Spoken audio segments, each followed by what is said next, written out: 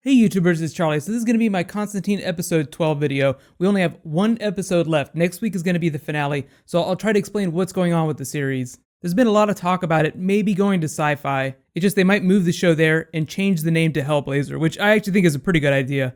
First things first though, careful for spoilers from the episode if you haven't seen it yet, starting with top 5 moments. Number 5, throwing away second chances. The diamond shards in the episode, those evil shards making people Hulk out, were seeking hosts that were throwing away second chances. Really, it was Dr. Galen that was behind it all, but he was seeking out people using the shards. Both the initial victims were relapsed addicts, then Zed almost became the next in the line of victims when she throws away her chance to get that tumor removed. If you're confused, all the shards were part of the same diamond, a diamond that had fractured. When the doctor was fighting in Afghanistan in the military, an explosion caused a fragment, one of the shards, to get embedded inside him. That's what made him go crazy, although I'm sure he probably would have had post-traumatic stress to begin with, so he might have been a little crazy before the shard made him evil. It was a really well done, tragic character story arc, because the doctor's a healer, he wants to help people, but he wants to punish people who are throwing away second chances. He's not killing them because it makes him feel good. That's why I think Manny was able to rapture him. If he had been straight up evil, then he would have gone to hell. It provided a lot of opportunities for the Dangerous Habits storyline. That's in the Hellblazer comics, that's just where Constantine is slowly dying because of cancer. He ends up throwing away like second, third, fourth chances. It's part of the character though that he plays it really fast and loose with his life and the lives of others. There's even this awesome Swamp Thing moment from issue number 9 where Swamp Thing reconstitutes himself while Constantine is rolling a cigarette just to give him a warning.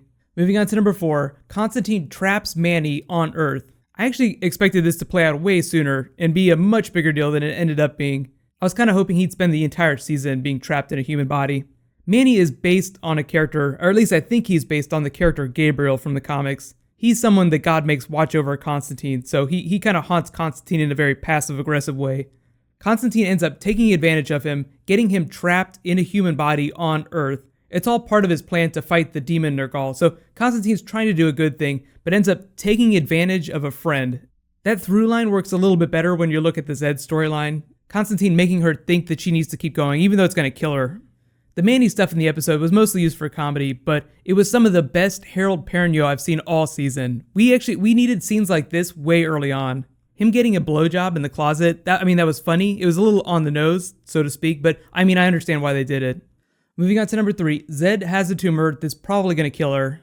Whenever she landed in the hospital and they were looking at her scans, there were so many Arnold Schwarzenegger jokes on Twitter. But Zed and Dr. Galen's storylines were two of the strongest in the episode. So they did a really good job of telling Zed's arc from start to finish. She has a gift, but it's slowly killing her. It seems like she's always had her abilities, so the tumor might be something from more recent events, like the Rising Darkness or whatever mojo the Brujeria are weaving. Or maybe the tumor's always been growing and it's just been too small to notice until now. It's better to think about Zed prioritizing her mission over her life, especially now that she thinks her abilities are from God. Isn't it funny how Manny stepped around that question? He gave her the most non-answer that he could possibly give her. Where do you think it comes from? That's usually where you see someone get slapped in the face. It's like, I asked you for an answer. You're an angel. You're supposed to know everything. You guys can let me know if you agree, but I feel like she made the right choice. If she had the tumor removed, 1, there'd be no story. And 2, if you've ever watched like any other medical drama TV show, half the people that get operated on die on the surgery table from complications, so she might have died either way. So if you know you're going to die, you might as well go out in a blaze of glory using your special powers.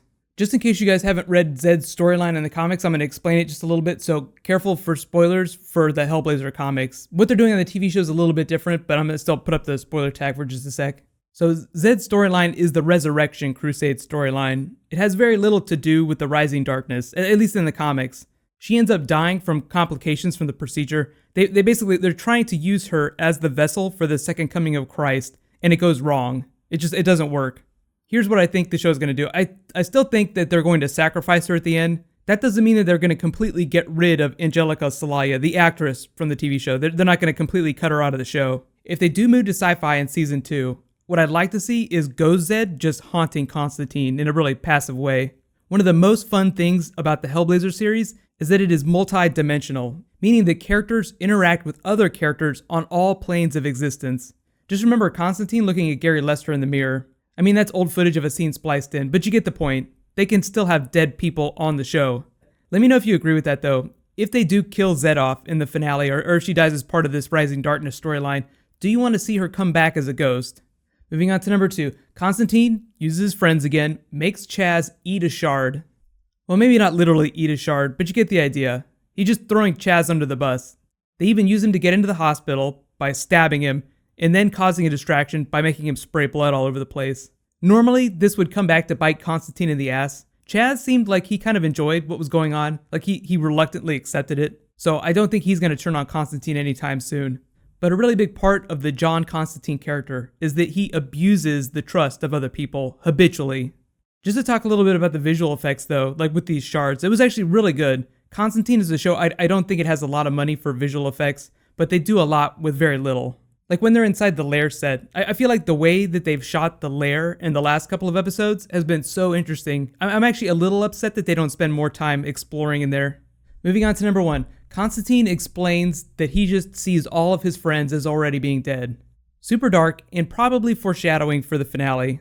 One of my big takeaways from their conversation is the idea that their outcome is inevitable in a bad way. Like the way they said it made it sound like, oh yeah, this is inevitable. Everyone's gonna die.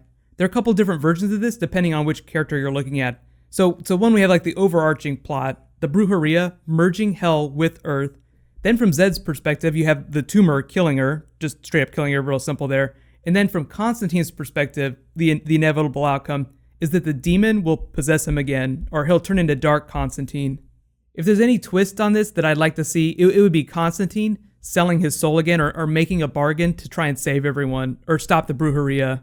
Becoming Dark Constantine as a way to try and save everyone.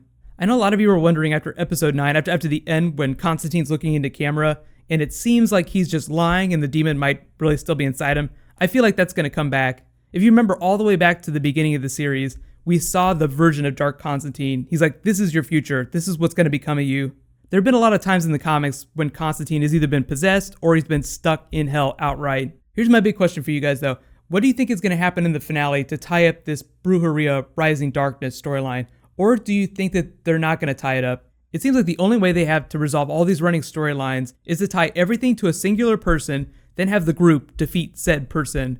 In the comics, there is like a big bad that Constantine fights in one of his first stories. That's the demon Nergal. But Zed's father is also someone the TV show has been pushing as a big villainous character. So just be on the lookout for any possible connection between Zed's father and the Brujeria. So I think we're all hoping that Constantine does get renewed. The show has a lot of potential, but I feel like there are a couple issues that it needs to address in order to kind of, break that barrier and become just as popular as Arrow, The Flash, all the other TV shows. If you guys are like me and you watch like way too much TV, you start to notice a lot of things that the really successful shows have in common. So 1, you need a strong villain, like a clear villain you can point at to root against. They need to be on a character arc that flows from the main character's story arc. It also helps a lot if the villain has a really deep relationship with the hero. Just looking at Constantine right now, can anyone tell me who the main villain is and what their face looks like? What's the name of the actor that plays the main villain? Usually, if you make it halfway through a series and you don't know who that person is, you have a big problem. Usually it's that mid-season finale. That's when you want to find out, the mid-season finale. Like, this is the big bad this year. Moving on to number 2. So the hero can't start out being the villain.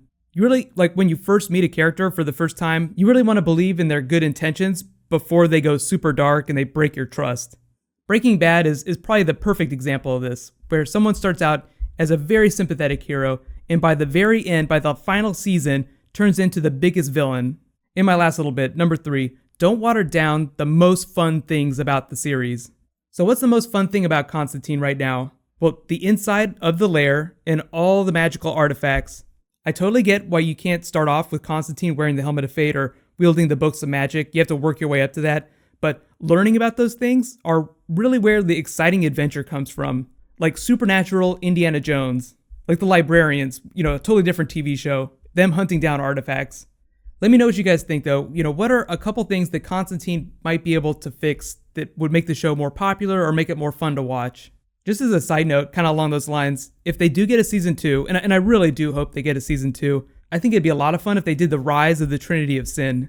I think it'd be a really fun way to introduce some more really strong characters that could exist on their own, without Constantine being around all the time. Like the Zed character right now, for instance, she's an interesting character, but I feel like she doesn't work when she's not with Constantine.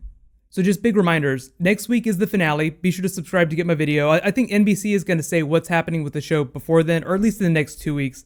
Tomorrow, Walking Dead comes back, and there's going to be a Game of Thrones special. So I'll try to get both those videos out tomorrow night. While you guys wait for that to drop, you can click here to catch up on Arrow and the Flash, and you can click here to get ready for Game of Thrones tomorrow. Thank you so much for watching. So let's all high five. Let's try and save Constantine. We're almost there. We might get it. We might see season 2.